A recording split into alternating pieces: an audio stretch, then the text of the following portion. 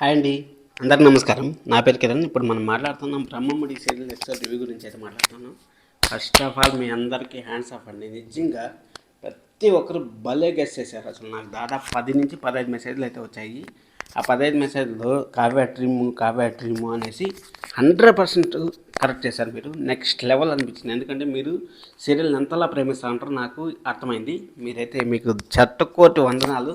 అలాగే నేను ఫుల్గా ఆలోచించాను, నిజం చెప్తాను. రాత్రి అది కళ నిజమా, ఎలా జరుగుతుంది, ఏం జరుగుతుంది అనేసి ప్రోమోలో 1కి 4 సార్లు చూసి ఎలా ఉంది ఏమనేసి మళ్ళీ రాత్రి 8 గంటలకైతే నేను పెట్టాను. నేను మిస్టేక్ చేశాను.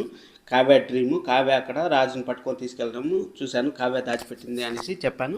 ఎగ్జాక్ట్గా అదే జరిగింది. ఇక్కడ మన ప్రకాశం గారు చూసినదైతే 100% రైట్.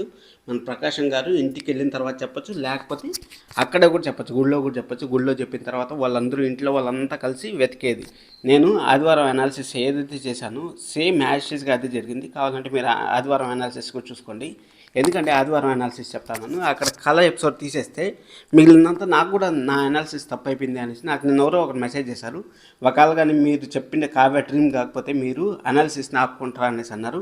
ఇప్పుడు మీరే సమాధానం చెప్పండి సార్. ఎందుకంటే మీరు అడిగినారు కదా నేను ఆపుకోవాలా లేకపోతే కంటిన్యూ చేయాలనేది మీరే చెప్పండి. సరే అనేసి ఈరోజు ఎపిసోడ్లోకి కానీ వచ్చేసామంటే ఈరోజు ఎపిసోడ్లో ఏం జరిగిందంటే దుగ్గిరాల ఫ్యామిలీకి అసలు మైండే లేదబ్బా. నిజం చెప్తాను, దుగ్గిరాల ఫ్యామిలీకి అసలు మైండే లేదు. అక్కడ మతిస్థిమితం లేదు. కొంచెము హాస్పిటల్లోంచి 6 రోజులే కదా అయింది డిశ్చార్జ్ అయ్యి అనేసి మన కావ్య అయితే నెత్తి నోరు కొట్టుకుంటుంది కదా. నెత్తి నోరు కొట్టుకున్నా కానీ వాళ్ళు ఆ విధంగా మనిషి మీద పడిపోతే మనిషికి మతి సిమ్తం లేకపోతే ఎలా ఉంటుంది చెప్పండి. ఇంకా నేను డిఎన్ఏ టెస్ట్లో ఆ టెస్టులు ఈ టెస్టులు అనేసి అనలేదు. వాళ్ళు Aadhaar card, voter ID, pan card అవి మాత్రం చూపించి గమ్మున అయిపోయారు మన స్వరాజ్ గారి గురించి. అక్కడ మనం తెలుసుకోవాల్సిన నీతి ఏమంటే దుగ్గిరాల ఫ్యామిలీకి తెలిస్తే ఎలా ఉంటుంది సిచ్యువేషన్ అనేసి కావ్య ముందుతోనే గెస్ చేసింది. కాబట్టి కావ్య ఇంట్లో చెప్పట్లేదు, ఎప్పుడు చెప్తుంది అని మనం అనుకున్నాం కదా.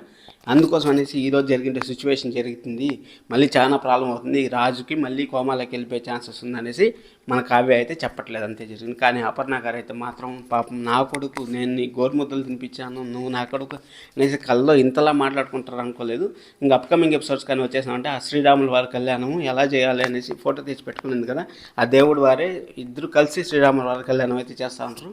ఇంకా అప్కమింగ్ ఎపిసోడ్స్లో లవ్ స్టోరీ అయితే నేను నిన్న మీకు ఒక వీడియో చూపించాను, చూడకున్నట్టు చూడండి. నేను వీడియోలో ఏదైతే మనకు కూరగాయలు కొనేది, అలాగే లవ్ సీన్స్, అలాగే వాళ్ళు ఒక హోటల్లో కలిసేది, ఆఫీస్లో కలిసేది, ప్రతి ఒక్క సీన్ అయితే మనకి అప్కమింగ్ ఎపిసోడ్స్లో ఫుల్ వండర్లాగా ఉండబోతుంది. ఎందుకంటే కావ్యరాజ్ లవ్ స్టోరీ మనం పెళ్లిగా కొంచెం చూడలేదు, ఇప్పుడు మనం చూసే అదృష్టం అయితే వచ్చింది. ఇంకా 15 నుంచి 20 రోజుల ఎపిసోడ్ అయితే పడుతుంది. చూద్దాం. మీకు ఏమైనా డౌట్స్ ఉంటే కామెంట్ చేయండి. ఇది మాత్రం పట్టబొగలు కలగంతే ఎలా ఉంటుందో అంతకన్నా ఘోరంగా ఉంది. మనకు రోజంతా టెన్షన్ పెట్టారు. మీరైతే సబ్స్క్రైబ్ చేసుకోండి మరిన్ని వీడియోస్ కోసం. Thank you so much. Love you all. Bye.